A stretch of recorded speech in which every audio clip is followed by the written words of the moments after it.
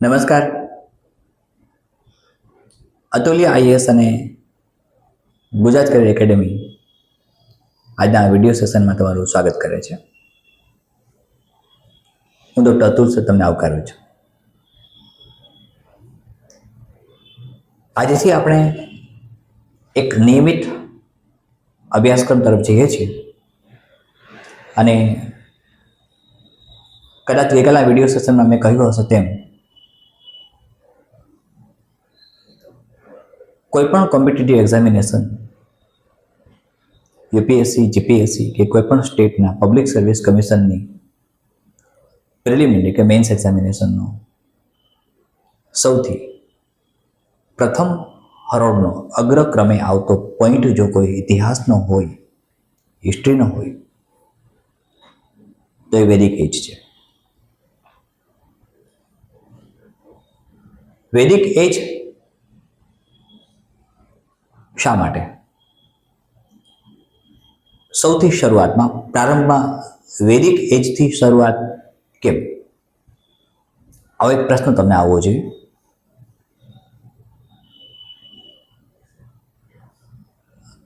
વિશ્વની બધી સંસ્કૃતિઓનો અભ્યાસ કર્યા પછી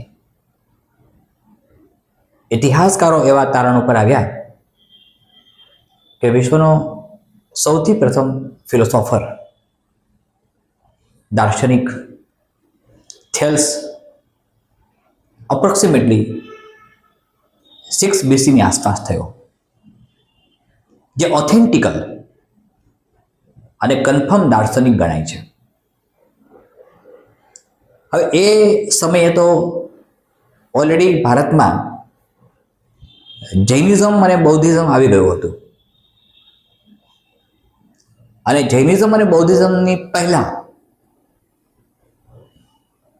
વેદ આવી ગયા હતા. તો સ્વાભાવિક છે કે વિશ્વ સંસ્કૃતિઓ, અલગ અલગ દેશોની જ્યારે ઇતિહાસનો સ્ટડી કરે છે, અભ્યાસ કરે છે, ત્યારે વૈદિક એજને, ભારતીય વૈદિક એજને પરંપરાગત રીતે સૌથી આગળ મૂકે છે. આ એક કારણ છે કે યુપીએસસીથી માંડીને બધી જ પરીક્ષાઓની અંદર જે કોમ્પિટિટિવ એક્ઝામિનેશન્સ છે, જે કોઈ પણ સ્ટેટની હોય, પબ્લિક સર્વિસ કમિશન લેતી હોય કે કોઈ પણ આયોગ લેતું હોય, કોઈ પણ બોર્ડ લેતું હોય, પરીક્ષા બોર્ડ, ભરતી બોર્ડ, તો આ બધામાં વૈદિક એજ સૌથી પહેલાં આવે. હવે આપણને સવાલ આવે છે કે વૈદિક એજ વાસ્તવમાં શું છે અને કયા પ્રકારે વૈદિક એજ ભારતમાં વિકસિત થયું. એકાદ બે સેશનમાં તમને બધું સમજાઈ જશે. વૈદિક એજ માટે કોઈ સવાલો તમને રહેશે નહીં. આપણે વૈદિક એજના બધા જ કન્સર્ન ટોપિક્સ આવરી લઈશું. વૈદિક એજની અપ્રોક્સિમેટલી શરૂઆત એવું કહેવાય છે, અલગ અલગ મત મતાંતરો છે ઇતિહાસકારોમાં, પણ એક સામાન્ય મત જે નીકળે છે, જનરલ કન્સેપ્ટ, એક જનરલ આઈડિયા એ એવો છે કે વૈદિક એજ અપ્રોક્સિમેટલી 1500 BC ની આસપાસ શરૂ થયો. 1500 BC બિફોર ક્રાઇસ્ટ. આ સમય વૈદિક એજ કન્સિડર કરવામાં આવે છે. વૈદિક એજ નામ એવું વેદ ઉપરથી. વેદ ઉપરથી આપણે વૈદિક એજ તરફ જઈએ છીએ. એક આખો એરા બને છે, એક આખો યુગ બને છે. એક્ઝેક્ટલી ઇન્ડિયન ફિલોસોફીની જ્યારે વાત આપણે કરીએ છીએ ત્યારે અલગ અલગ ટાઈમ પીરિયડમાંથી પસાર થાય છે અને એનો પહેલો ટાઈમ પીરિયડ વૈદિક એજ છે. તમે એને ટાઈમ પીરિયડ 1 કહી શકો, તમે એને ફેઝ 1 કહી શકો. ફેઝ 1 કહો તો પણ ચાલે, ટાઈમ પીરિયડ 1 કહો તો પણ ચાલે. આ ફેઝ 1 જે બન્યું, આ ફેઝ 1 કે જેમાં વૈદિક એજ આવ્યું, તેનો સમય 1500 BC ગણાય છે. હવે 1500 BC નો અર્થ એવો થયો કે આજથી 1500 વર્ષ પહેલા વૈદિક એજ આવ્યું.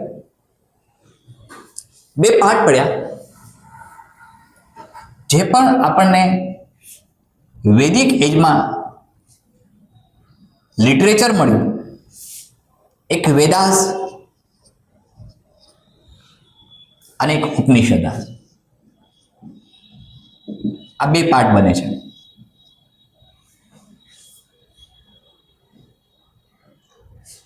વેદાસ અપૌરુષેય છે, તેવું સર્વ સ્વીકૃત રીતે માનવામાં આવેલ છે.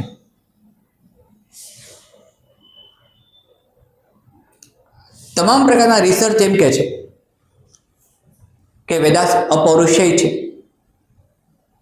4 વેદોની રચના થઈ: ઋગ્વેદા, અથર્વવેદા, સામવેદા, યજુર્વેદા. આ 4 વેદોની રચના થઈ તેનો અર્થ એવો કોઈ લખ્યા નથી, અપૌરુષેય છે. એટલે કે એ એવા સ્વરૂપમાં આવ્યા કે જે સતત ટ્રાન્સફોર્મ અને ટ્રાન્સફર થતા રહ્યા. કોઈ લખ્યા નહીં, સ્ક્રિપ્ટ ડેવલપ થઈ નહોતી. ભાષાની પ્રાથમિક જરૂરિયાત સ્ક્રિપ્ટ છે, લિપિ છે, જે બની નહોતી. લિપિ નહોતી બની એટલે જેને ગાઈ શકાય, ઉચ્ચારણ કરી શકાય, શાબ્દિક રૂપાંતરણ થઈ શકે, શાબ્દિક ટ્રાન્સફર થઈ શકે, તેવા અર્થમાં 4 વેદો બન્યા. કોણે બનાવ્યા તેના વિશે ઇતિહાસકારો ચોક્કસ માર્ગદર્શન નથી આપી શકતા, પણ મેક્સ મુલર એવું કહે છે કે અનેક લોકોએ પ્રયાસો કરીને એક સમૂહ, બીજો સમૂહ, ત્રીજો સમૂહ, એમ અલગ અલગ સમૂહ સાથે મળે છે અને 4 અલગ અલગ પ્રકારના વેદોની રચના કરે છે. વેદોની રચનાથી તમને તરત જ મનમાં મહર્ષિ વેદવ્યાસ આવી જશે. તેમનું કન્ટ્રીબ્યુશન શું છે એ પણ જોઈએ હમણાં આપણે. 4 વેદોની રચના થઈ. આ 4 વેદ જે બન્યા, ઋગ્વેદ આ સૌથી પ્રાચીનતમ ગ્રંથ ગણાય છે. અથર્વવેદ, સામવેદ અને યજુર્વેદ.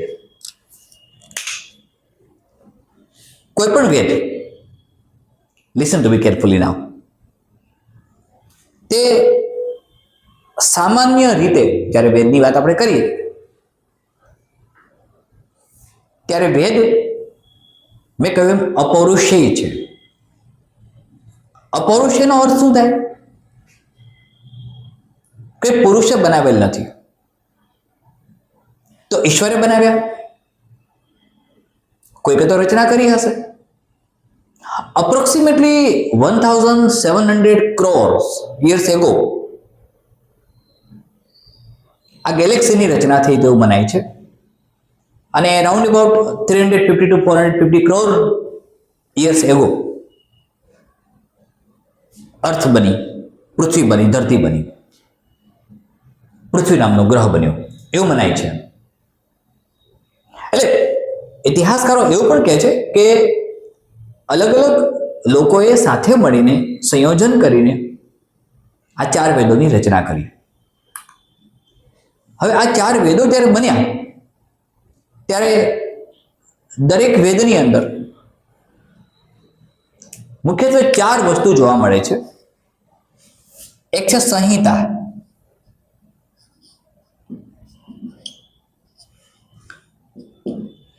એક સંહિતા આવે.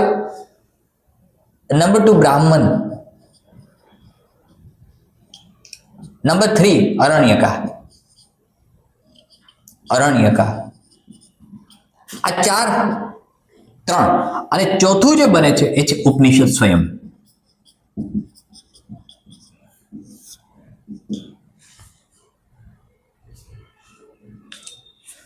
ચાર બાબતો વેદમાં જોવા મળે છે: સંહિતા, બ્રાહ્મણ, અરણિકા, ઉપનિષદા. સંહિતા મંત્ર સ્વરૂપે છે. અલગ અલગ પ્રકારના મંત્રો, અલગ અલગ પ્રકારના દેવતાઓ છે. ફોર એક્ઝામ્પલ, અગ્નિ દેવતા, વરુણ દેવતા, ઇન્દ્ર દેવતા, વરસાદના દેવતા જેને વરુણ દેવતા કહીએ, સૂર્ય દેવતા, વાયુ દેવતા, આ બધા જ લિસન ટુ મી, આ બધા જ દેવતાઓને તેમનું સ્મરણ કરવા માટે, તેમને યાદ રાખવા માટે સંહિતા વેદમાં આવી.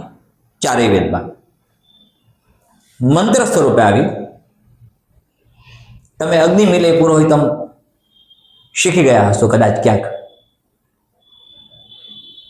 તો દરેક દેવતા અલગ અલગ હતા, એટલે એ વખતે કદાચ અનેકેશ્વરવાદ હતો. અનેક ઈશ્વર છે, અલગ અલગ ઈશ્વર છે, એકથી વધારે ઈશ્વર છે, કદાચ તેવું તે સમયે મનાતું હશે. આપણે વૈદિક એજની વાત કરીએ છીએ. જો એ માન્યતા સાચી હોય તો અલગ અલગ દેવતાઓ આ સૃષ્ટિનું સંચાલન કરનાર કોઈ એક મહાસત્તા એકથી વધારે સ્વરૂપમાં વિભાજિત છે તેવું સંહિતા દ્વારા આપણને જાણવા મળ્યું. બ્રાહ્મણ એ સામાન્ય રીતે વેદોની અંદર વિધિ વિધાન કેમ થાય યજ્ઞ માટેના, અને વિધિ વિધાન કયા પ્રકારે થઈ શકે તે સમજાવે. તે બ્રાહ્મણ કન્સેપ્ટ આવ્યો અને તેના પરથી બ્રાહ્મણ કોમ્યુનિટી, આખો એક જુદો કોમ્યુનિટી બની, બ્રાહ્મણ કોમ્યુનિટી. એકચ્યુઅલી બ્રાહ્મણમાં વિધિ વિધાનોની પદ્ધતિ આપી છે. યજ્ઞ માટે યુદ્ધ ધાતુ પરથી યજ્ઞ શબ્દ આવ્યો. સંસ્કૃતમાં તમને ખ્યાલ છે, યજ્ઞ એટલે જોડાવું. અલગ અલગ પ્રકારના યજ્ઞો બન્યા. વૈદિક એજમાં યજ્ઞો પ્રચલિત હતા. અલગ અલગ પ્રકારના ભગવાનને પ્રસન્ન કરવા માટે યજ્ઞ પ્રથા આવી હતી. યજ્ઞ કયા પ્રકારે હોવો જોઈએ એના માટે એક જ્યોમેટ્રિકલ કન્સેપ્ટ પણ આવ્યો. તો બ્રાહ્મણ ધીમે ધીમે ડેવલપ થઈને એક કમ્યુનિટીમાં કન્વર્ટ થઈ ગયું. અરણ્ય એ જ્યારે લોકો ફોરેસ્ટમાં, જંગલમાં તેમનો સમય પસાર કરે છે, વાનપ્રસ્થાશ્રમ તમે તેને કહી શકો, એ વનપ્રસ્થાશ્રમ કે જેમાં જંગલમાં જઈને એમનો સમય પસાર કરે છે, ત્યારે તેમની આચાર સંહિતા, કોડ ઓફ કન્ડક્ટ કેવા હોવા જોઈએ એ સમજાવે છે અરણ્યકા. ખૂબ મહત્વ છે એનું. અને એ પછી આવે છે ઉપનિષદ.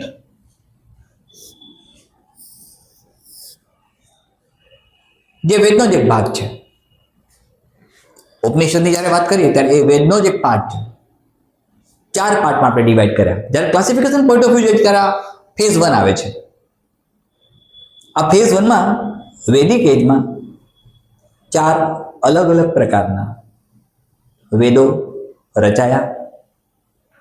દરેક વેદ, ચાહે ઋગ્વેદ, અથર્વવેદ, સામવેદ, યજુર્વેદ, તેમાં સંહિતા, બ્રાહ્મણ, અરણ્યકા અને ઉપનિષદા જોવા મળ્યું. દરેકના ફંક્શન જુદા, દરેકના કાર્ય જુદા. વાસ્તવમાં તે વખતે અનેકેશ્વરવાદ હશે તેવું પ્રતીત થાય છે આપણને સંહિતા પરથી, જેમાં અલગ અલગ પ્રકારના ઈશ્વરની આરાધના, ઉપાસના થાય છે. સાથે બ્રાહ્મણ જે વિધિ વિધાન બતાવે છે તે સાબિત કરે છે કે અલગ અલગ પ્રકારના ઈશ્વરને પ્રસન્ન કરવા માટે અલગ અલગ પ્રકારના યજ્ઞો થતા હશે. ઉપનિષદોની સામાન્ય રીતે કુલ સંખ્યા વિશે કોઈ મોટો વિવાદ નથી, પણ 108 સ્ટાન્ડર્ડ ગણવામાં આવે છે ઉપનિષદોની કુલ સંખ્યા. અને એમાંથી 10 થી 12 ઉપનિષદ એવા છે જે ખૂબ મહત્વના છે. બાકીના ઉપનિષદ એટલું બધું મહત્વ ધરાવતા નથી. હા, મેથોલોજીકલ અને social point of view, political point of view, economical point of view, એ બધી વાત આપણે કરીશું કે જેમાં તેની ઉપયોગિતા ખરી. પણ 10 થી 12 એવા ઉપનિષદો છે કે જે ખૂબ મહત્વના છે. વૈદિક એજમાં તેનું સ્થાન અનેરું છે. આઈ રિપીટ માય સેન્સ અગેન. વૈદિક એજમાં આ 10 થી 12 ઉપનિષદોનું, ઘણા બધા ઉપનિષદો છે, તમને ખ્યાલ છે, મુંડક ઉપનિષદ, કઠોપનિષદ, શ્વેતશ્વેત ઉપનિષદ, ઘણા બધા ઉપનિષદો છે. પણ 10 થી 12 ઉપનિષદ એવા છે કે જેનું એકદમ ખૂબ જ મહત્વ છે. આ પછી એક સેકન્ડ ફેઝ આવે છે. વૈદિક એજ 1500 BC પહેલા શરૂ થયો અપ્રોક્સિમેટલી, અને એ ચાલ્યું. અપૌરુષેય 4 વેદ બન્યા, રચાયા: ઋગ્વેદ, અથર્વવેદ, સામવેદ, યજુર્વેદ. બધા જ વેદની અંદર સંહિતા, બ્રાહ્મણ, અરણ્યક અને ઉપનિષદ આ કોમન આવ્યું. અને ઉપનિષદોની કુલ સંખ્યા આપણે કહીએ 108. સંહિતાનું કાર્ય આપણે સમજ્યા, બ્રાહ્મણનું કાર્ય સમજ્યા, અરણ્યકનું કાર્ય પણ સમજ્યા. સંહિતા મંત્ર સ્વરૂપે છે, અલગ અલગ પ્રકારના ઈશ્વરની ઉપાસના છે. અગ્નિ દેવતા, વરુણ દેવતા, સૂર્ય દેવતા, પવન દેવતા. બ્રાહ્મણ યજ્ઞોની વિધિ વિધાન બતાવે છે. અરણ્યકા વનપ્રસ્થાશ્રમ જ્યારે હોય છે ત્યારે જંગલમાં, વનમાં વસવાટ કરતા સંન્યાસી જેવું જીવન જીવતા લોકોનું કોડ ઓફ કન્ડક્ટ કેવું હોવું જોઈએ તેની વાત કરે છે. અને પછી વાત આવી ઉપનિષદની, જે આપણે ડિટેલ ડિસ્કશન કરીએ છીએ. તો આ એક કોમન કન્સેપ્ટ આવ્યો તમારા માટે કે જે તમને સમજાય છે. 1500 BC યાદ રાખજો, એની આસપાસ વૈદિક એજ શરૂ થાય છે. અને વૈદિક એજ વિશ્વના મોટા ભાગના ઇતિહાસકારો સ્વીકારે છે તેમ એક સ્ટાન્ડર્ડ અને ઓથેન્ટિકલ એજ ગણાય છે. હું વાત વૈદિક એજની કરું છું. આપણે આગળ છીએ. વૈદિક એજમાં આપણને ઘણું જાણવાનું મળ્યું કે વૈદિક એજ દરમિયાન અનેકેશ્વરવાદ પ્રસિદ્ધ થયો. અનેક ભગવાન છે, કોઈ એક મહાસત્તા નથી દુનિયામાં, એકથી વધારે મહાસત્તાઓ છે. અને આ અલગ અલગ મહાસત્તાઓ સાથે મળીને કાર્ય કરે છે. બ્રહ્મ શું છે, ઈશ્વર શું છે, આત્મા શું છે, શરીર શું છે, ચેતન તત્વ શું છે, આ બધી ફિલોસોફી આ સાથે જોડાવા માંડે છે. કઈ રીતે જોડાય છે આપણે તેની વાત કરીએ. આ સાથે એક બીજો પણ કન્સેપ્ટ આપણે લઈ લઈએ, જે ટાઈમ પીરિયડ 2 માં જઈશું આપણે.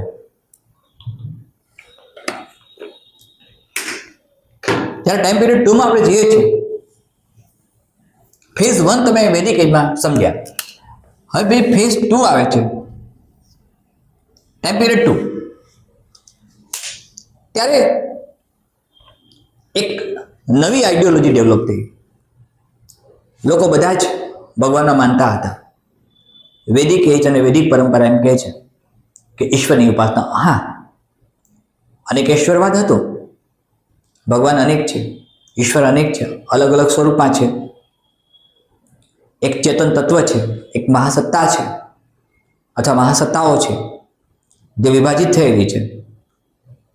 કદાચ એ સમયે કાર્ય વિભાજનનો સિદ્ધાંત પણ લાગુ પડ્યો હોઈ શકે, શ્રમ વિભાજનનો, જેમ સામાન્ય રીતે ઇકોનોમિક્સમાં જોવા મળે છે. તેમ શ્રમ વિભાજન, કાર્ય વિભાજન, જેમ બાયોલોજીકલી હ્યુમન બોડીમાં જોવા મળે છે, એનિમલ્સમાં જોવા મળે છે, તેમ કદાચ એક વ્યવસ્થા બની હોઈ શકે. આપણે તેવું અનુમાન લગાડી શકીએ. વેલ, એ પછી એક બીજી ઘટના બની. આ પછીનો ફેઝ પછી એક બીજો ફેઝ આવે છે કે જેમાં બે અલગ અલગ કન્સેપ્ટ આવ્યા. એક વર્ગ આસ્તિક અને એક નાસ્તિક, બે પાર્ટ પડ્યા. એક નાસ્તિક અને એક આસ્તિક.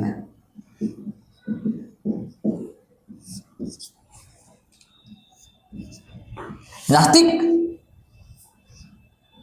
વેદોને સ્વીકારતું નથી.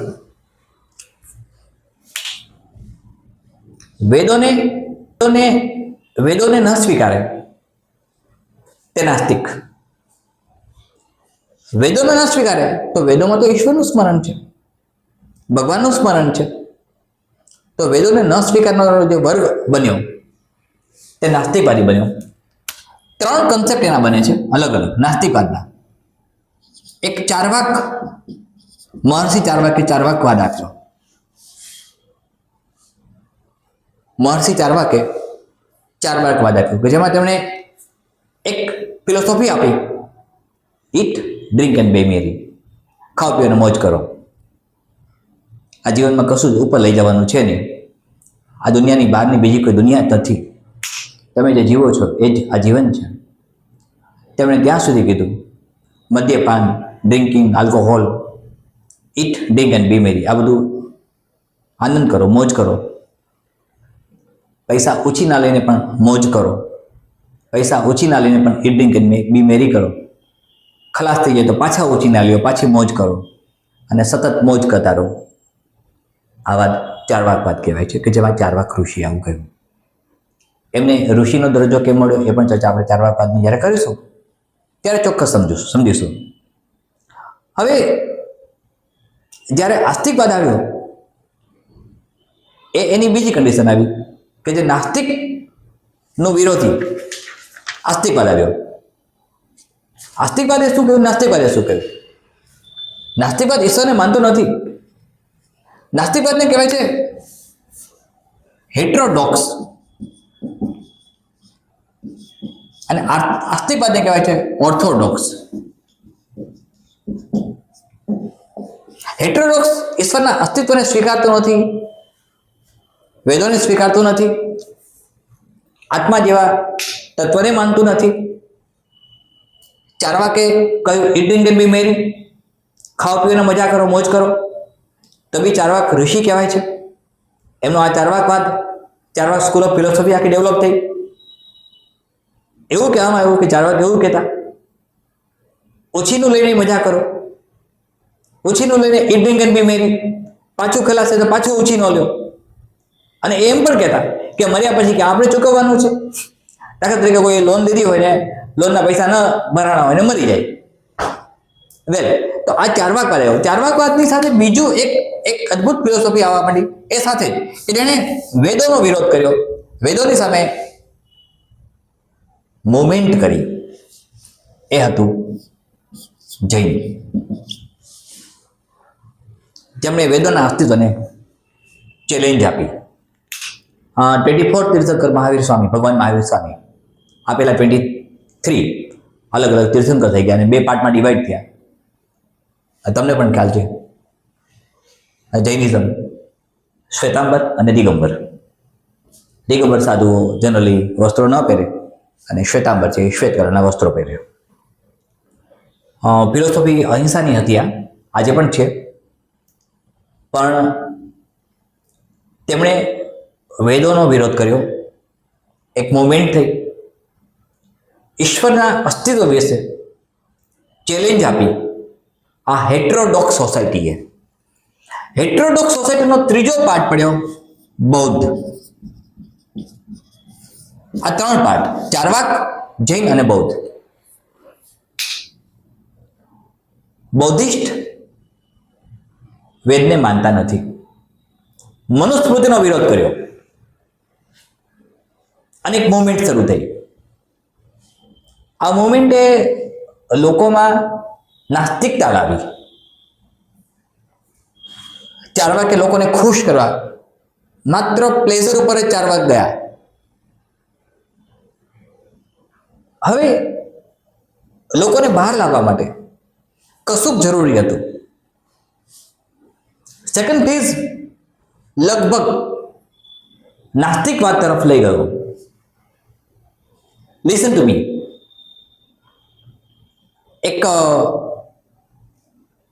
અદ્ભુત સેન્ટેન્સ મેક્સ મુલરનો છે, પ્રવૃત્તિવાદ અને નિવૃત્તિવાદ. નાસ્તિકવાદી લોકોને કશું કરવાનું હતું જ નહીં, એટલે નિવૃત્તિવાદ તરફ ગયા. જ્યારે હું તમને જૈન દર્શન અને બૌદ્ધ દર્શન સમજાવીશ ત્યારે ઘણી બધી વાતો તમને કહીશ. આપણે એનો અત્યારે વિગતવાર અભ્યાસ કરવો નથી. આપણે માત્ર વૈદિક એજથી આગળ જવું છે કે કઈ રીતે ડેવલપમેન્ટ થાય છે તેમ. ઓર્થોડોક્સ જે ઈશ્વરને માને છે એને ગ્રીક ફિલોસોફી પ્રમાણે થિસ્ટ કહેવાય છે, THIST. ભગવાનને માને એ થિસ્ટ અને ઈશ્વરને ન માને એ અથિસ્ટ. લેટિનમાં કોઈ પણ વર્ડની આગળ પ્રિફિક્સ એ મૂકો એટલે ઓપોઝિટ બની જાય. Biotique અબાયોટિક, Biotique અબાયોટિક, થિસ્ટ અથિસ્ટ. અથિસ્ટ લોકો ઈશ્વરને માનતા નહોતા અને થિસ્ટ લોકો ઈશ્વરને માને. હવે આ ફેઝનો સંઘર્ષ ચાલ્યો. દરમિયાન શું બને છે? લિસન ટુ મી કેરફુલી, ધ્યાનથી સમજજો. આ ચાર્વાક સ્કૂલ ઓફ ફિલોસોફી ડેવલપ થતી રહી. જૈનિઝમના પાર્ટ પડ્યા, બૌદ્ધિઝમના 2 પાર્ટ પડ્યા, હિનયાન અને મહાયાન. આ બંને પાર્ટ પછી 1956 ની અંદર ડોક્ટર બાબા સાહેબ આંબેડકરે નવયાન આપ્યું, એક નવયાન આપ્યું. ઓથેન્ટિકલી 2 પાર્ટમાં બૌદ્ધિઝમ ડિવાઈડ હતું, હિનયાન અને મહાયાન. આ જ્યારે મહાયાનની ચર્ચા કરું છું મિત્રો, ત્યારે મને યાદ કરાવજો, યાદ ન આવે તો. બૌદ્ધિઝમના પ્રખર મહાયાનના અનુયાયી નાગાર્જુન, જે કેમિસ્ટ્રીના માસ્ટર કહેવાય છે, કેમિકલ લોર એમણે આપ્યું, કેમિસ્ટ્રી એમણે બનાવ્યું, ગજબના કન્સેપ્ટ આપ્યા. તેમની ફિલોસોફી મહદ અંશે શંકરાચાર્યની ફિલોસોફીને મળતી આવતી દેખાય છે. એ ચર્ચા પછી આપણે કરીએ છીએ. હવે નાસ્તિકવાદ તરફથી અથિષ્ટ તરફથી થિસ્ટ તરફ જવું હતું. સમય એવો આવતો હતો કે થિસ્ટથી અથિષ્ટ તરફ જવું પડે એમ હતું. નાસ્તિકવાદ કોઈ પણ વ્યક્તિ પ્રવૃત્તિ કર્યા વિના ઈટ ડ્રિંક એન્ડ બી મેરીમાં કેટલો સમય જીવી શકવાનો છે? સૃષ્ટિના અસ્તિત્વનું શું? તો સૃષ્ટિના અસ્તિત્વનું શું? વેદોને માન્યા જ નહીં. અને વેદોમાં જે લખ્યું છે, વેદ થિસ્ટ લોકો સેવા માને છે. થિસ્ટ લોકો હું તો માનીએ છીએ એમ આ દુનિયામાં મૃત્યુ પછીની કોઈ એક દુનિયા છે, પરલોક. આત્મા જેવું તત્વ છે, ચેતનત્વ છે. આત્મા જેવું તત્વ છે, ચેતનત્વ છે. એક ટ્રાન્ઝેન્ડેન્ટલ વર્ડ છે કે જે પરલોક છે. અને વેદને શબ્દ પ્રમાણ માને છે. એટલે કે વેદમાં લખ્યું હોય, વેદમાં કેટલાક સૂત્રો લખ્યા છે, અહમ બ્રહ્માસ્મિ, લાઈક ધેટ, તમસી, એ બધી ચર્ચા કરીશું આપણે. તો વેદોમાં લખેલું છે શબ્દ પ્રમાણ છે, ઓથેન્ટિકલ છે, ચેલેન્જ નથી આપવાનું, એ સ્વીકારી લેવાનું છે. તેવું આસ્તિક એટલે કે થિસ્ટ લોકોએ માન્યું. હવે એ થિસ્ટ પરંપરા સૌથી પહેલો આપણે એવું ભણ્યા ફેઝ 1 ની અંદર કે 4 વેદ આવ્યા. આ 4 વેદ છે એ અલગ અલગ પ્રકારના ઈશ્વરની ઉપાસના કરતા હોય એવું સાબિત થયું. એ પછી નાસ્તિકવાદ આવ્યો, અથિષ્ટ આવ્યા, ચાર્વાક સ્કૂલ ઓફ ફિલોસોફી આવી, જૈનિઝમ અને બુદ્ધિઝમ આવ્યું. આ જો લગભગ આઈ થિંક થેલ્સની આસપાસનો એરા બન્યો. એટલે કે 4th century 6th century BC ની આસપાસ જૈન અને બુદ્ધિઝમ ભારતમાં ઓલરેડી વિકસિત થઈ ચૂક્યા હતા. એટલે આપણે એમ કહીએ કે વૈદિક એજ શરૂઆતમાં શું કામ? તમને જાણીને મિત્રો નવાઈ લાગશે, જર્મની, USA, UK અને અમુક કન્ટ્રીઝ એવા છે કે જ્યાં ડિપાર્ટમેન્ટ ઓફ હિસ્ટ્રીઝ યુનિવર્સિટીઝમાં જ્યારે ભણાવે છે ત્યારે ઇન્ડિયન વૈદિક એજથી શરૂઆત થાય છે. આ એક આપણા માટે ગૌરવની વાત છે કે ઇન્ડિયન વૈદિક એજથી તે લોકો હિસ્ટ્રીની શરૂઆત કરે છે. અને કદાચ તમને ખ્યાલ હશે પણ ખરો કે જર્મનીમાં તો વિશ્વની સૌથી મોટી સંસ્કૃત યુનિવર્સિટી છે. વેલ, હવે જ્યારે આસ્તિકવાદ આવ્યો અને આસ્તિક એટલે કે થિસ્ટ પીપલે શરૂઆત કરી ત્યારે સીધી જ વાત ઉપનિષદ ઉપર ગઈ. ઉપનિષદ માટે વેદવ્યાસનું કન્ટ્રીબ્યુશન. વેદવ્યાસ શું હતા? ઉપનિષદ એમણે લખ્યા, વેદવ્યાસનું કર્તૃત્વ કયું? વેદવ્યાસે ભગવદ્ ગીતા લખી, વેદવ્યાસે ઉપનિષદો લખ્યા, વેદવ્યાસે 18 પુરાણો લખ્યા, વેદવ્યાસે બ્રહ્મસૂત્ર લખ્યું. તો એક જ વ્યક્તિ મલ્ટીટાસ્ક આવું કાર્ય કેમ કરી શકે? એટલે સ્વામી વિવેકાનંદે મહર્ષિ વેદવ્યાસ વિશે એવું કહ્યું છે કે વેદવ્યાસ કોઈ એક વ્યક્તિગત બાબત ન બનતા કોઈ એક આઈડિયોલોજી, કોઈ એક કન્સેપ્ટ હોવો જોઈએ કે જે આ બધા અલગ અલગ પ્રકારના ગ્રંથોની રચના થાય છે, જે માનવ સમાજ માટે, માનવ જીવન માટે અત્યંત લાભદાયક હોય. હવે થિસ્ટ લોકોએ, લિસન ટુ મી, થિસ્ટ લોકોએ એક અલગ કન્સેપ્ટ આપ્યો, એ ધર્મનો આપ્યો. ધર્મને પ્રાધાન્ય આપ્યું, ઈશ્વરને પ્રાધાન્ય આપ્યું. આપણે જ્યારે થર્ડ ફેઝ તરફ જઈએ છીએ, અત્યારની વાત કરી છે. હવે ઈશ્વર છે,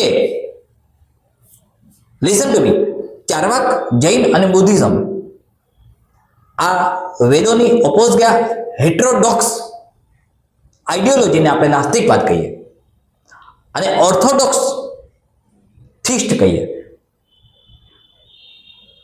એક અથિસ્ટ, એક થિસ્ટ.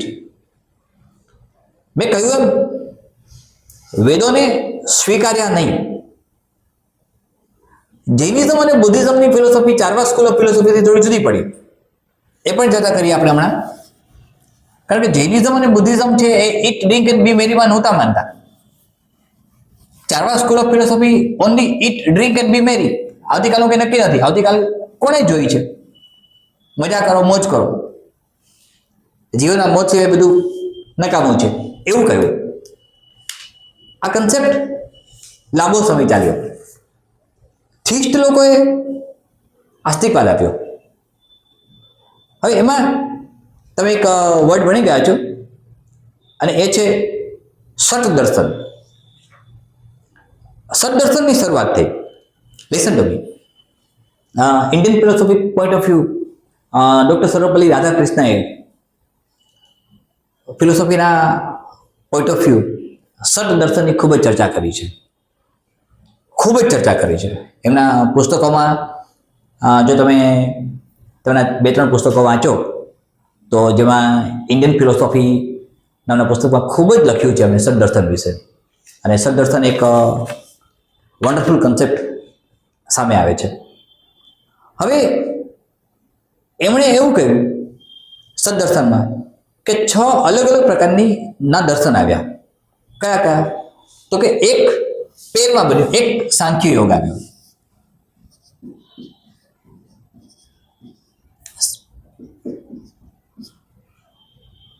એક યોગ આવ્યો. હવે સાંખ્ય,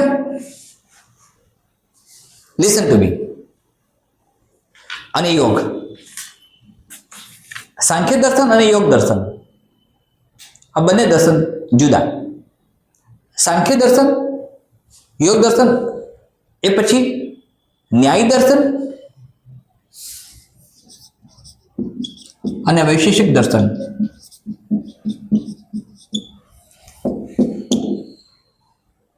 આ 4 અને બીજા 2 જે દર્શન બન્યા એ મીમાંસા અને વેદાંત, જેને સત દર્શન કહેવાય છે. મીમાંસા અને વેદાંત. વેદાંત ખૂબ મહત્વનું છે. આ છેલ્લો ફેઝ છે વેદનો, એટલે વેદાંત કહેવાય છે. That is the last phase of Vedas, therefore it is known as Vedant. સાંખ્ય દર્શન, યોગ દર્શન, ન્યાય દર્શન, વૈશિષ્ટ દર્શન, મીમાંસા દર્શન અને વેદાંત દર્શન.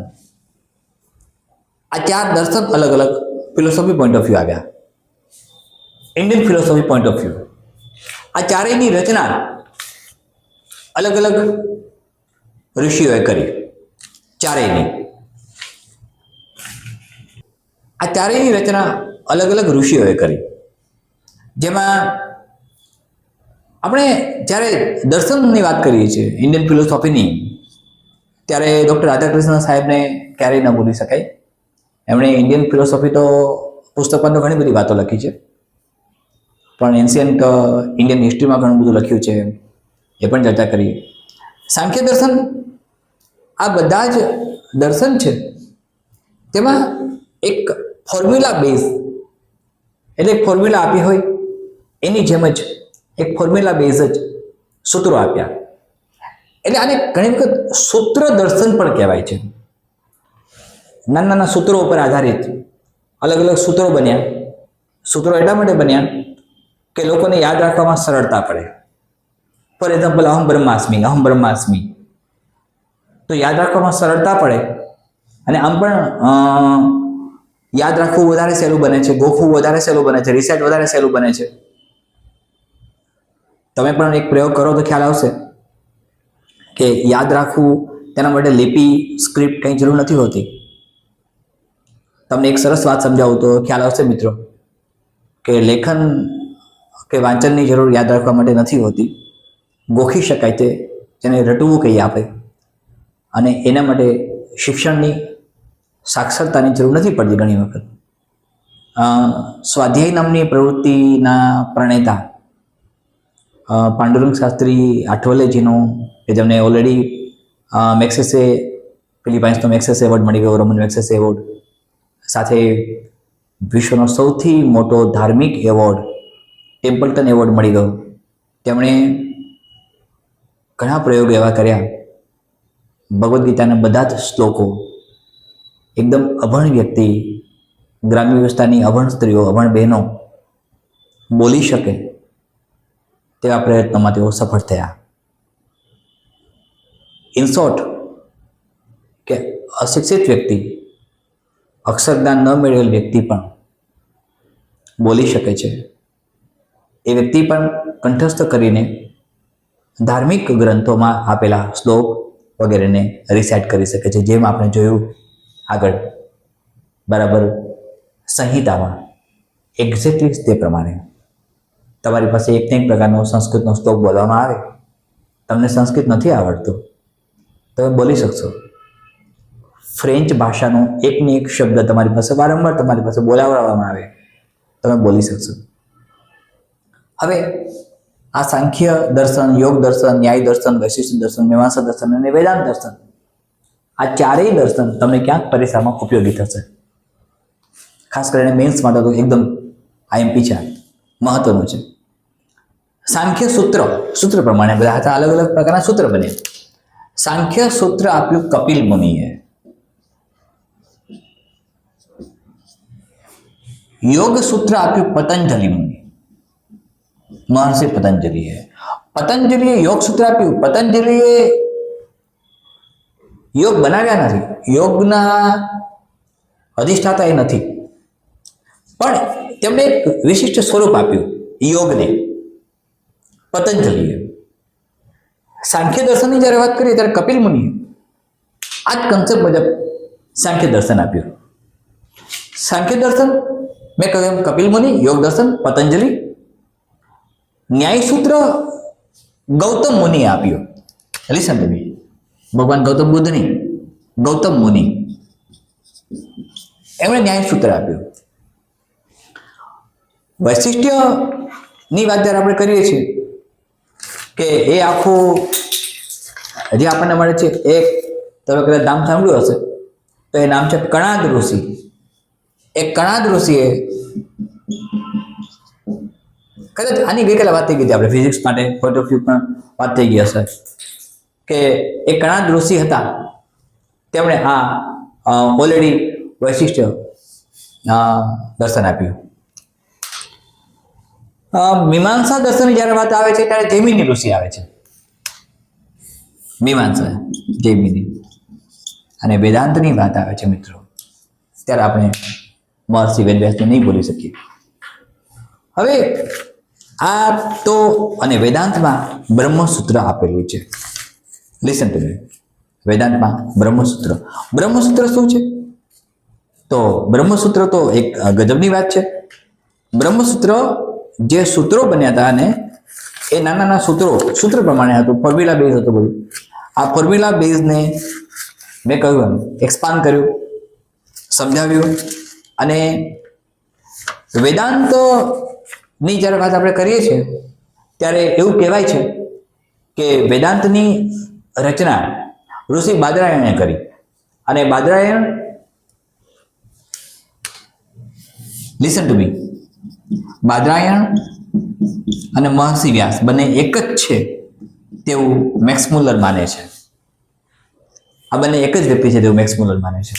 એટલે વેદાંતની રચના મહર્ષિ વેદવ્યાસે કરી અથવા બાદરાયણે કરી તેવું સર્વ સ્વીકૃત રીતે અપનાવવામાં આવે છે. હવે આ જે વાત આપણે કરી અત્યાર સુધીની, તમે એક અલગ ફેઝ તરફ જાઓ છો. પછીનો જે ફેઝ હવે આવે છે એ ફેઝ બદલાય છે, જે તમારા કન્ટેન્ટમાં અને કોર્સમાં છે, અને એ છે ભક્તિ આંદોલન મુવમેન્ટ. ઇસ્લામ આવવા માંડે છે. લિસન ટુ મી, ભારતમાં ઇસ્લામનું આગમન થાય છે અને ઇસ્લામના આગમન સાથે જ ઘણું બધું બદલાય છે. પણ બેઝિકલી આ જે વૈદિક એજની ચર્ચા આપણે કરીએ છીએ ત્યારે બધી જ માન્યતાઓ, બધા જ કન્સેપ્ટ ઈશ્વરને લગતા ક્યાંક ક્યાંક એવું બને છે કે પછી ઈશ્વર એક છે. શંકરાચાર્યના ભાષ્ય, શંકરાચાર્ય આવે છે, હમણાં આગળ ઘણું બધું આવશે. શંકરાચાર્યની મીમાંસા આવશે, શંકરાચાર્ય શું કહ્યું છે એ પણ આવશે. શંકરાચાર્ય જે વાત તરફ જાય છે ફિલોસોફીની અંદર, ઇન્ડિયન ફિલોસોફીમાં શંકરાચાર્યને અનચેલેન્જેબલ છે. લિસન ટુ મી, શંકરાચાર્યને પડકાર ન આપી શકાય. At the age of 32 he died. પણ એ પેલા ઘણું બધું દુનિયાને આપીને ગયા. અને એમનો જે કન્સેપ્ટ હતો એ સાવ જુદો જ થાય છે. તમે એના ઘણા બધા કદાચ એમની કૃતિઓ ભણી ગયા હશો, રચનાઓ જોઈ ગયા હશો. વિવાદે વિષાદે પ્રમાદે પ્રવાસે, જલે ચાનલે પર્વતે શત્રુ મધ્ય, અરણ્ય શરણ્ય સદામાં પ્રભાહી, ગતિસ્તમ ગતિસ્તમ તમે કા ભવાની. એકદમ વિનમ્રતાથી એ કહે છે શંકરાચાર્ય. અનાથો દરિદ્રો જરારોગ યુક્તો મહાક્ષીણ દીન સદા જાય વક્ત વિપત્તો પ્રવિષ્ટ પ્રણષ્ટ સદાહમ ગતિસ્તમ ગતિસ્તમ તમે કા ભવાની. ખૂબ વિનમ્રતાથી સ્વીકારે છે ભગવાન આદિ જગદગુરુ શંકરાચાર્ય. ન જાનામી દાનમ ન ચ ધ્યાન યોગમ ન જાનામી તંત્રમ ન ચ સ્તોત્ર મંત્રમ ન જાનામી પૂજન ન ચ ન્યાસ યોગમ ગતિસ્તમ ગતિસ્તમ તમે કા ભવાની. એટલે શંકરાચાર્ય સાથે બીજી બધી મીમાંસાઓની ચર્ચા પછી આપણે કરીશું. આ ફેઝ સુધી આપણે અટકીએ છીએ. તમને રિકેપ આપવાનો તો 1500 BC ની આસપાસ વૈદિક એજ શરૂ થયો. 4 વેદોની રચના થઈ, અપૌરુષેય છે, એ બધી વાતો સમજ્યા. સાથે આપણે એવું પણ સમજ્યા કે થિસ્ટ અને અથિસ્ટ કન્સેપ્ટ આવ્યો, આઈડિયોલોજી આવી.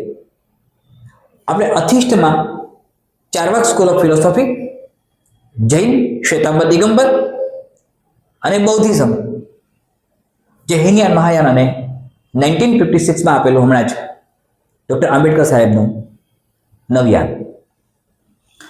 સાથે આપણે એવું ભણ્યા, વેદાંત વિશે વાત કરી.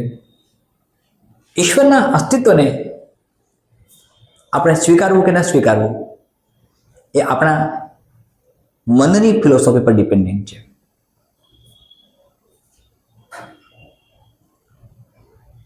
આપણે ધીમે ધીમે વૈષ્ણવ ફિલોસોફી તરફ જઈશું, ભક્તિ મોમેન્ટ તરફ જઈશું, આચાર્ય પદ તરફ જઈશું, રામાનુજાચાર્યને ભણીશું, શંકરાચાર્યને ભણીએ છીએ. બધામાં આચાર્ય સફિક્સ છે. આચાર્ય કોને કહેવાય? આચાર્યની પદવી કોને મળે? આચાર્યની પદવી જેને ભગવદ્ ગીતા, બ્રહ્મસૂત્ર અને ઉપનિષદો પર ભાષ્ય લખ્યું હોય તે આચાર્ય બની શકે. Listen to me carefully. Vallabhacharya આવ્યા. વલ્લભાચાર્યનો સીધો જ સંબંધ ઉત્તર પ્રદેશમાં ગયો. તમને ખ્યાલ છે કે નહીં એ મને નથી ખબર, પણ એક અલગ અલગ ફિલોસોફી પછી આવે છે. લિંકિંગ આપણે જ્યારે કરીશું ત્યારે કબીરની વાત કરીશું, સુરદાસની વાત કરીશું, અને એ બધા ક્યાં ક્યાં જોડાય છે તેની વાત કરીશું. ફોર એક્ઝામ્પલ, વલ્લભાચાર્ય કન્સર્ન કરે છે અનેક વાતો સાથે. એક વલ્લભગઢ નામનું ગામ પણ છે યુપીની અંદર. ભક્તિ મુવમેન્ટ શરૂ કરવાના કારણો હતા. ભક્તિ મુવમેન્ટ શું કામ શરૂ થઈ? ઓલરેડી ઈશ્વરના અસ્તિત્વને સ્વીકારી ચૂકેલા લોકો છે, થિસ્ટ છે. વચ્ચે એક નાસ્તિકવાદ આવ્યો પણ ઈશ્વરના અસ્તિત્વને આપણે સ્વીકારી ચૂક્યા છીએ. પણ ઈશ્વરને સ્વીકારવાથી થતું નથી. શંકરાચાર્યનો વાદ અને બીજા વાદ જુદા પડ્યા એનું કારણ આ છે, મારી સામે છે તો હું એકલો નથી, મારી સામે કોઈ છે, ભગવાન છે, ઈશ્વર છે, જેની હું પૂજા કરું છું, પ્રાર્થના કરું છું, અર્ચના કરું છું. તો આ ઈશ્વરની પૂજા, પ્રાર્થના, અર્ચના માટે ઈશ્વરના અસ્તિત્વને સ્વીકારીને તેની ભક્તિ શરૂ થઈ. ભગવદ્ ગીતાનો બેઝિક કન્સેપ્ટ જ્ઞાન, કર્મ, ભક્તિ છે. જ્ઞાન, કર્મ અને ભક્તિ છે. આ તમને ખ્યાલ છે? એટલે અહીં સુધીની વાતો ધ્યાનથી સમજો, સતત અભ્યાસ કરો.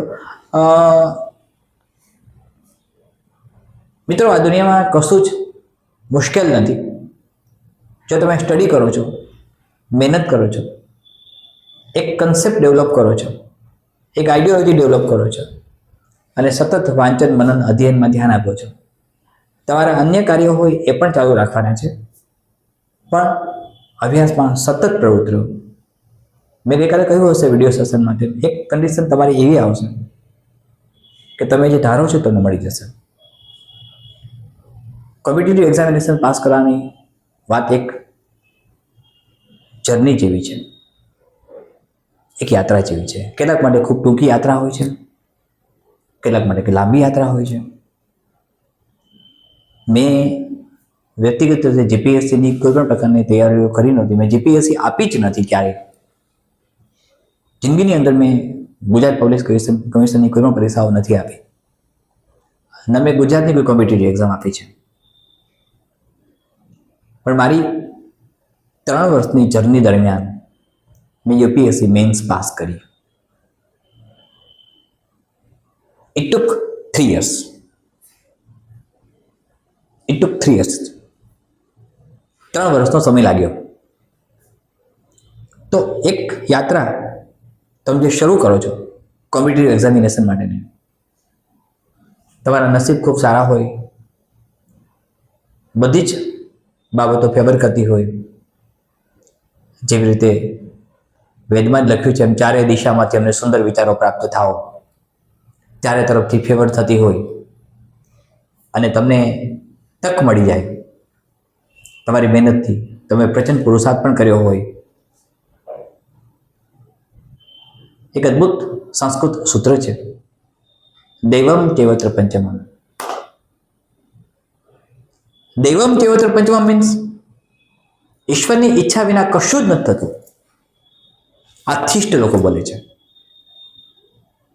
ચંદ્રકાંત બક્ષી સાહેબે બક્ષીનામામાં લખ્યું છે, ઈશ્વરની ઈચ્છાની વિરુદ્ધ વૃક્ષનું પાંદડું પણ હલી શકતું નથી.